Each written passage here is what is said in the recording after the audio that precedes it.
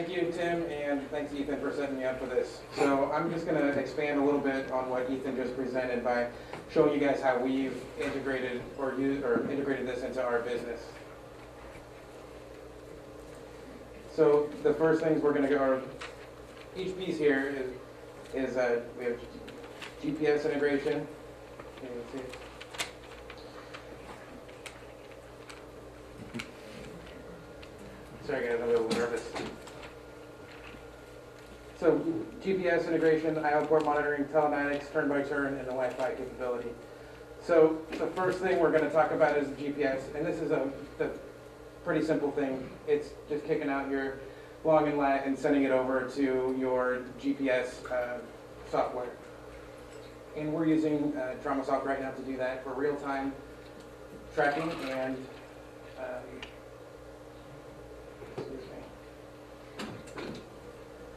real-time tracking, ETAs for every unit, and real-time or history. It's a real-time playback along with the breadcrumbs there. So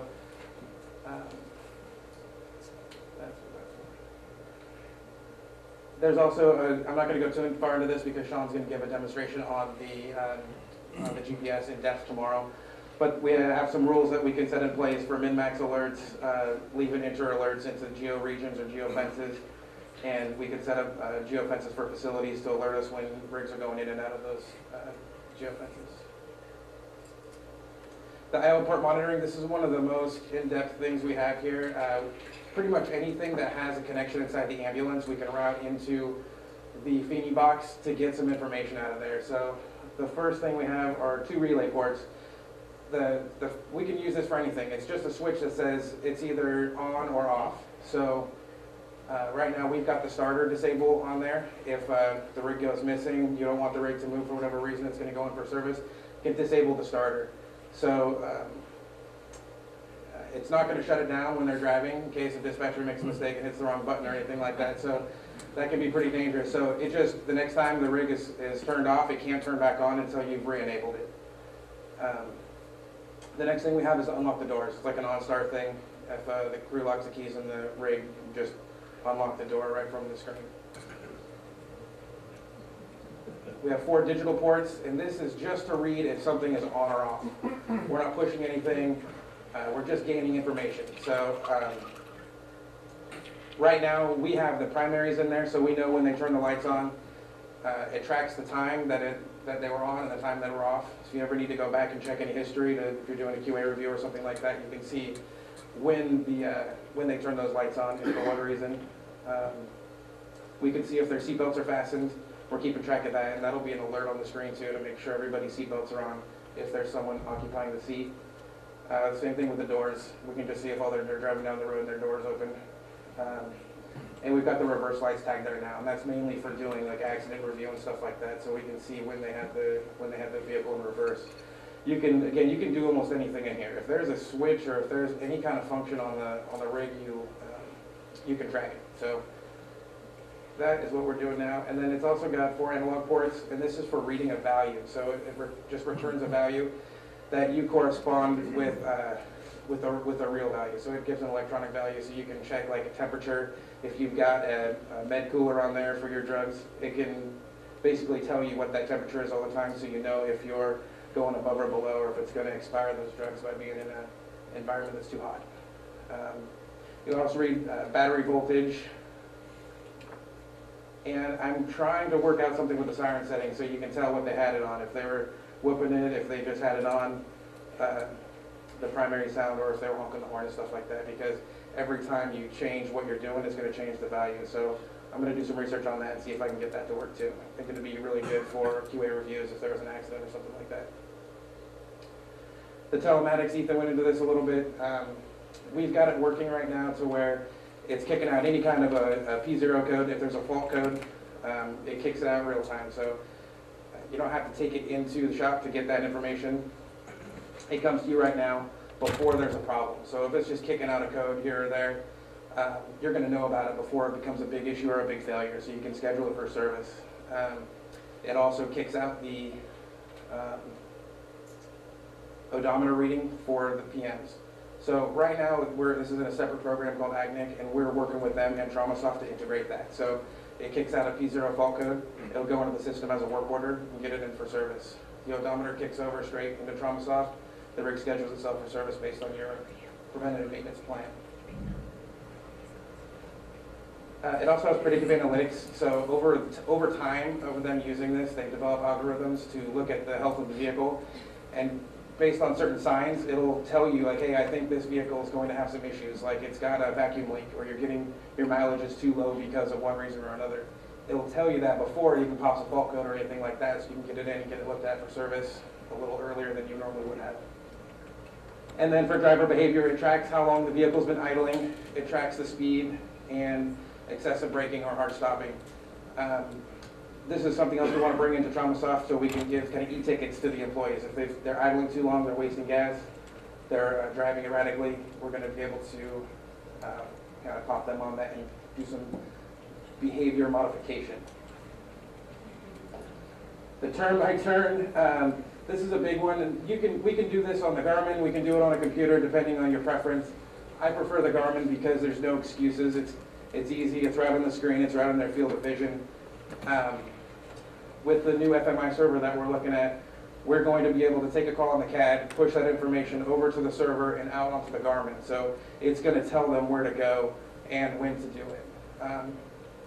It's going to, if you're in a 911 type of a system, it's going to cut down response times because they're not going to have to look at a map to see where they're going. They're just going to get in the rig and it's going to tell them where to go.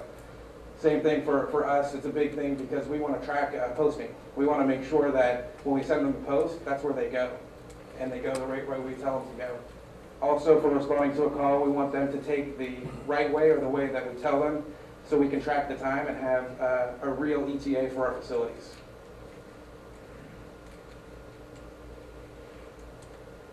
And then with the Wi-Fi, this is really the biggest thing, like Ethan was saying. So we have a little bit of everything here. We designed our own mount for our computer so we can access anything you can get on the internet, we can get on our PC now. We can access the entire TraumaSoft suite of products, EPCR, forms, training. They can be training in between calls. They can fill out forms. They get in a vehicle accident, they can do their vehicle accident forms. They can do rig checkouts. They can pretty much anything we can think of that they can do in TraumaSoft, we can do it from the rig now. In addition to that, we've linked up all of our LEMSA, websites, excuse me. And so they can check county policy anytime they need to.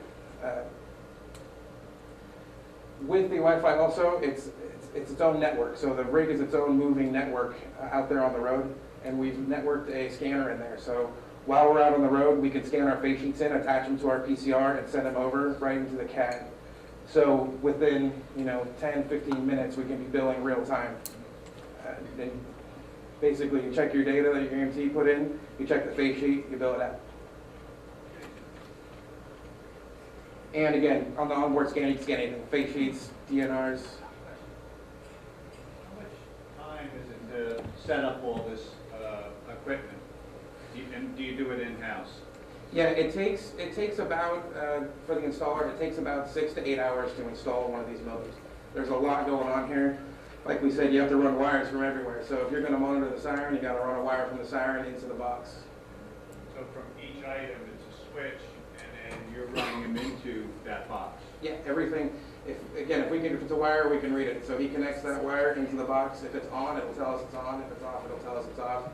For the relays, he's got to install physical relays. So when you send the signal to open, it opens. So when you send that starter disable to turn off, it literally physically switches and disconnects or breaks the circuit for the starter. Hey Jason, what's the net cost per vehicle to have exactly what you have there? For everything with the mount, scanner, PC, the entire system, including install, is just under $5,000. Will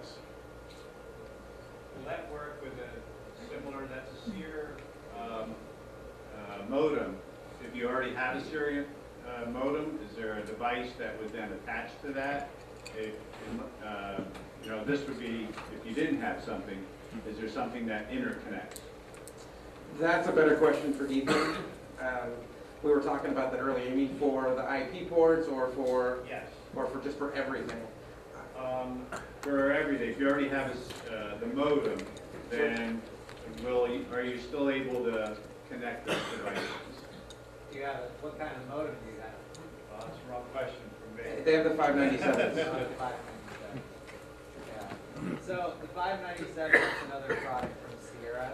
It's going to have certain limitations to what we have. That's a device that can do Wi-Fi, but it's a very simple Wi-Fi device. It's not a full access point. You don't have all the I/O capabilities, which is key for tying this all in. So all your analog and digital sensors, I don't think that device has it. So you may be limited depending on what device you have. You could do certain pieces of this with that equipment. You're just not going to be able to do everything. It's You going don't to be have a box that would tie that integrator capability, whether it's ports or something like that. We could because, for example, the Sierra box, it has a Pinpoint X inside. The Pinpoint X is a sister product to the MP597W. Sierra Wireless makes both of them, but they're very similar. We could build a box around it.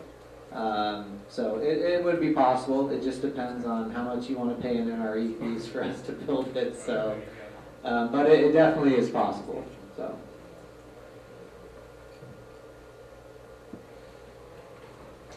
One thing I did forget to mention was the chat function, so we're going to be able to cut down some communications with dispatch by being able to do an online chat right on the PC here.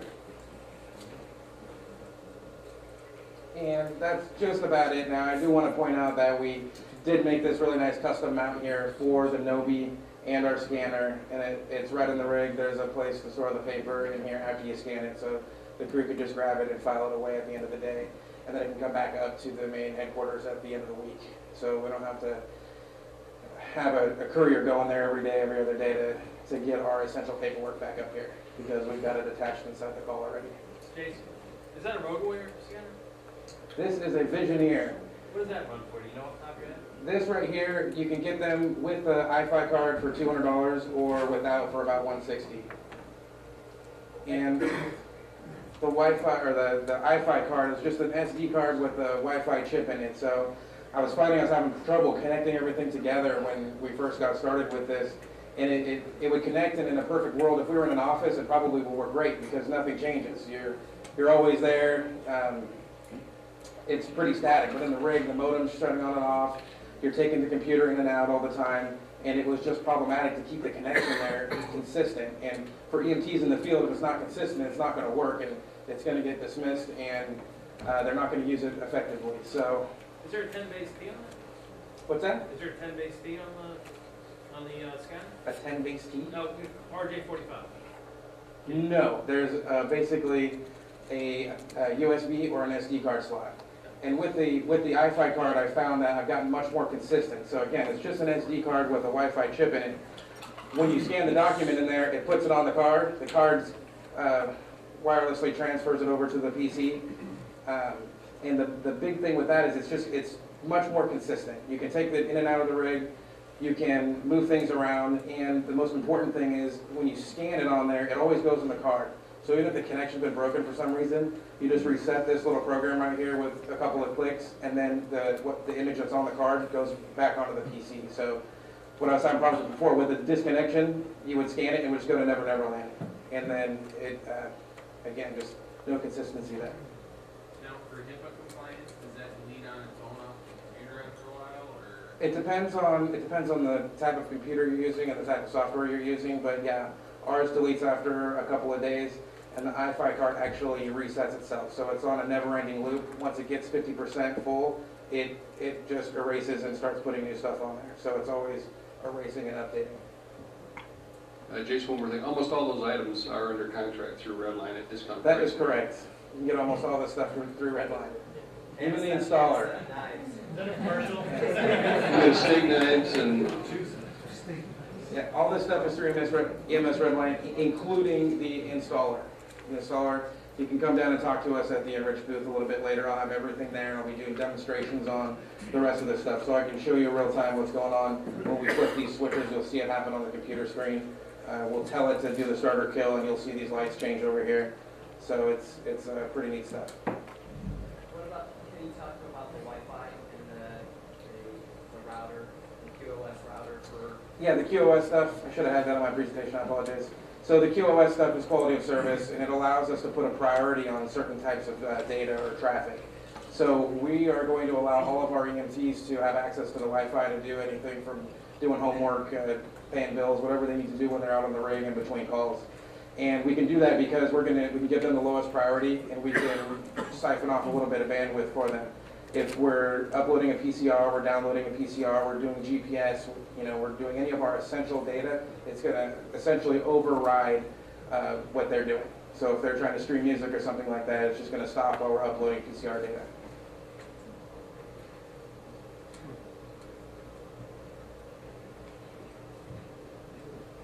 Any more questions?